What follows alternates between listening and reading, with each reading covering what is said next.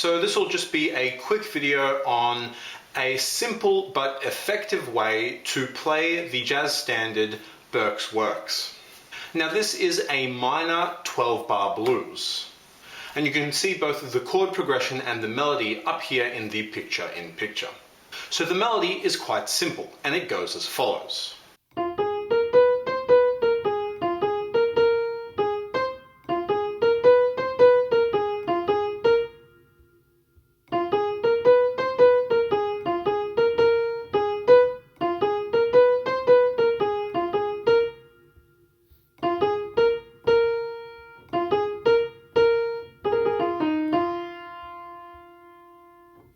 Cool, nice and easy, and a relatively simple melody that just uses the blues scale. Now in our left hand, we're going to do a walking bass line in half time, which just means each bass note is going to last 2 beats instead of 1. That is, it's going to be a half note instead of a quarter note, or a minim instead of a crotchet. So whenever we have 2 bars of F minor 7, we're going to play the following. So it's just a simple descending bass line. And so it goes F, E flat, D flat, C. And then you have another 2 bars of F minor 7, so you play the exact same thing. When we get to the B flat minor 7, we're going to play the following. So that's B flat, C, D flat, D. Then you come back to the F minor 7 and you play the descending bass line again. Then when we get to the next section, we're just going to play the plain 7th chords. And then finish with an F minor. So just doing this, it'll sound as follows.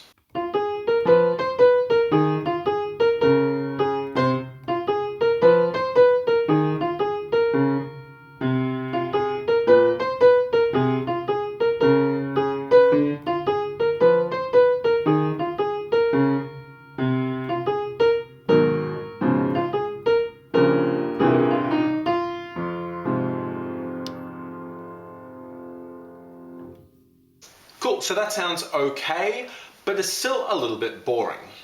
So to liven it up a little bit and make it a bit more interesting, we're going to do a couple of things.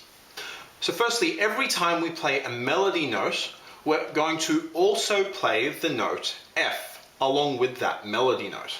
So it's going to create somewhat of a drone. That is, F is going to be our drone note. So that's going to sound as follows.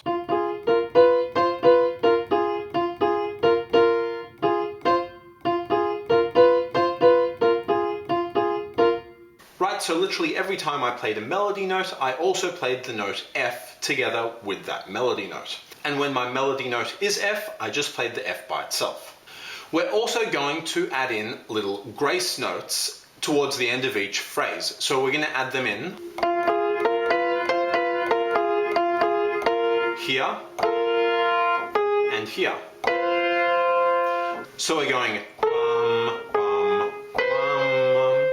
so a little grace note or a little crush note from the A to the B flat, then from the B to the C.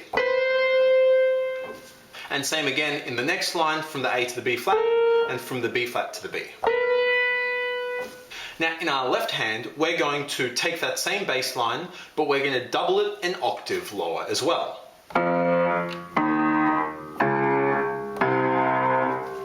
And instead of just playing on beats 1 and 3, so every 2 beats, we're going to kind of vary up the rhythm a little bit. So kind of do something like.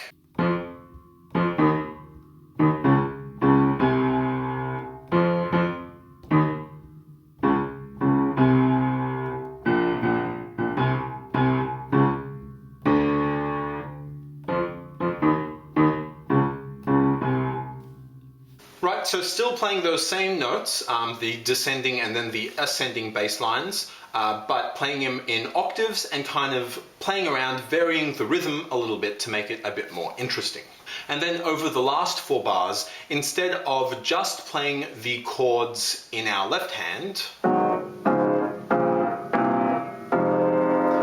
we're going going to play open voicings, so splitting up the chord between two hands. So for the A flat minor, we're going to play this, which is A flat, G flat, B, B flat.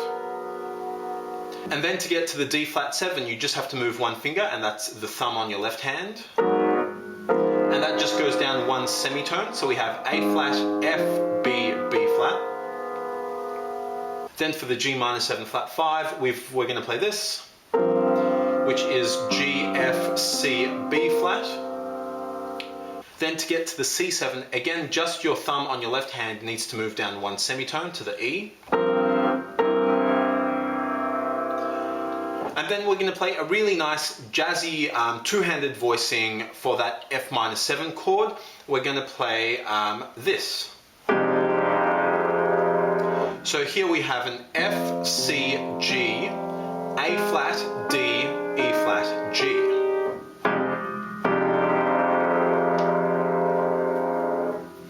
Now that's a nice thick jazzy chord, and it's got some nice dissonances in the middle there because we have two semitones there and there in the voicing. So it's going to create a bit of dissonance, but I hope you agree that it also sounds quite nice and jazzy. So now each of these extra little elements that we're adding in isn't particularly complex, but hopefully you'll hear that putting all of them together is going to make the song sound much more sophisticated and much more interesting, even though we haven't really done that much more. So doing all that together could sound as follows.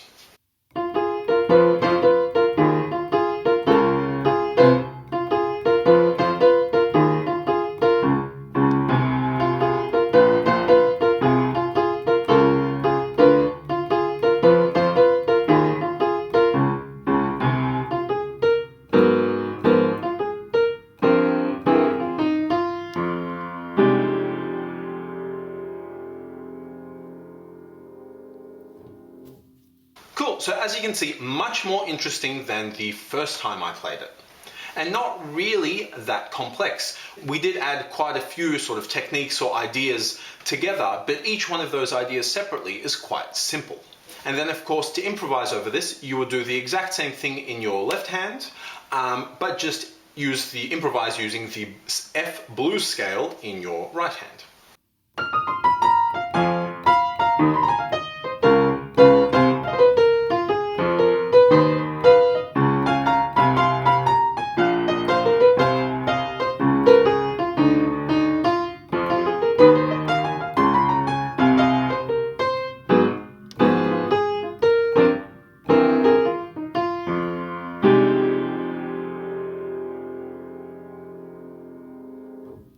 And that's it. Thanks for watching, guys. See ya.